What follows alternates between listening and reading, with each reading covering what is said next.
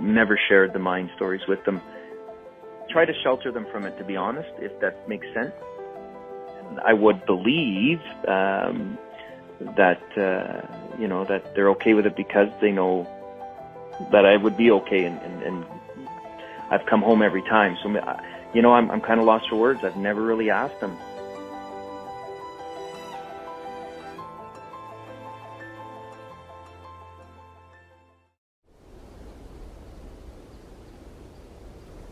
Okay, so we'll be dialing in my daughter Logan, who can't be here today because she's in Ottawa, Ontario, away at school, and also my son Ryan, who is here in Sudbury, but he is working today, and Ryan actually works underground. So,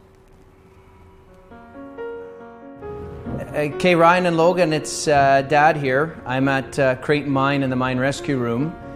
You guys are. Ryan, you're going to be 23 in a month, and same with you, Logan, you'll be 19, and it's something I chose not to share with you guys. I know I didn't talk much about it. I kept you guys sheltered from the work that I do when it comes to the mine rescue standpoint, and it's nice that I can share some of that with you today. Well, you've always been part of firefighting, like volunteering in firefighting, and I just assumed that was maybe a fire call. It just became a custom. Yeah, I feel like whenever you got called to go to an emergency or something, I just always figured it was a fire hall, and I never really knew mine rescue. I just always figured, yeah, my dad works in the mine, not he's rescuing people. At the end of the day, I didn't want the two of you worrying about Dad and what I did, and when I leave in the house in a hurry, I didn't want you to ever panic or just, think I was never going to come home. So I wanted to keep that from you guys. And, if you have any questions, you can ask now, or if some later, by all means, I'll be more than willing to talk to you guys on it. Yeah, what's the biggest, not the biggest, but I don't know, what was one of the scariest things for you in the mine? On a call many, many years ago, both you guys were very young. You were babies. And I remember getting called to the mine, and we kind of knew that some people were trapped, but we didn't know how many.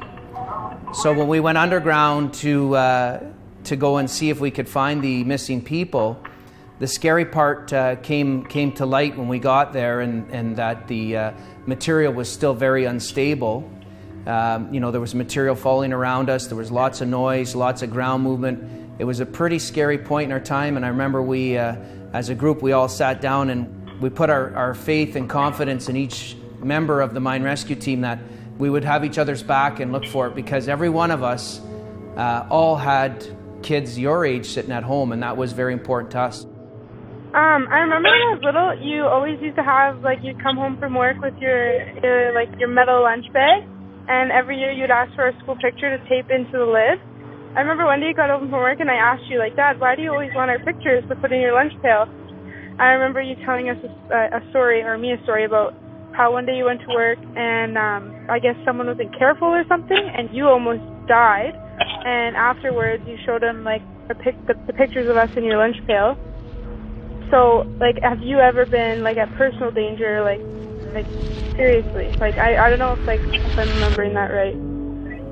Yeah, you're right, Logan. So I always carried a picture of both of you in my lunch pail, and every time I would open up that lunch pail, it was a reminder for me to work safe and to make sure that I didn't take any shortcuts, that I would be able to come home to the two of you. And yes, I did share that with a couple of my coworkers one day who saw that, and they asked me, and I said I had a close call one day where my partner, and it's a tough story to talk about, but someone who I worked with, we went to work that day, the two of us, and he didn't come home. And I remember the mine rescue team coming down to get him out of the mine. And that incident really cared for me on how important family was and everything. And so I made sure that I had a picture of the two of you with me at all times, so you were always close to my heart, so that if anything ever did happen to Dad, at least I still had you guys in my memory. Is that the reason why you joined mine rescue, or is this? I joined Mine Rescue, Ryan, good question, for two reasons. One, my grandpa, remember Grandpa Passione, he always used to talk about it, and he used to share his stories of Mine Rescue with Dad, and it was intriguing to see and understand what he did to help people. And the real simple fact, Ryan, is that not everyone can do this, and I know I can. And the fact that I know I can do that, and I can return that to people in an emergency situation is the main reason why I do it.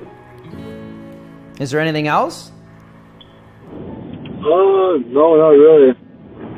Yeah, like I don't really know what else. I feel like I don't want to ask like I don't know. I don't feel like I don't want to know all the details. Yeah, that's true. I mean, Ryan, now that you're starting into mining, what are your thoughts? Is that something you may want to look at in the future? Yeah, for sure. It seems like something I'd be interested in. Yeah, well, when you're ready for that, you just let me know and we can sit down and discuss that, and I'll let you know what to expect. Well, you're incredibly strong then, because I would have, like, growing up, I would have never known that this was what you did every day. Yeah, I feel proud. That's really cool that you do that, Dad. And make everybody else's work environment like a safe space, somewhere they can go and like get work done and not have to worry about like the danger. Like obviously there's danger, but there's like you there to help. So that's cool. Thank you, Logan. I'd be proud about being a son, having a father that does what he does, and having him help out the community like that, bringing everyone home safe. That makes me feel proud. Well, that's good, Ryan, because you know what? I'm very proud of you too, Ryan. I'm very proud of what you've done and where you are today, and I'm very, very proud to see that you're working in a field that a lot of your family members have worked in, and especially myself. So I'm very proud of you, Ryan. I'm proud of you too, Logan, for what you're doing in school. Thank you, Dad. I love you guys. I don't think I'd be able to do what you do at all. Oh, you'd be shocking yourself, honey. Oh, I didn't think I was yeah. It feels really good to talk to them, and because I've never shared it with them, right? They've never,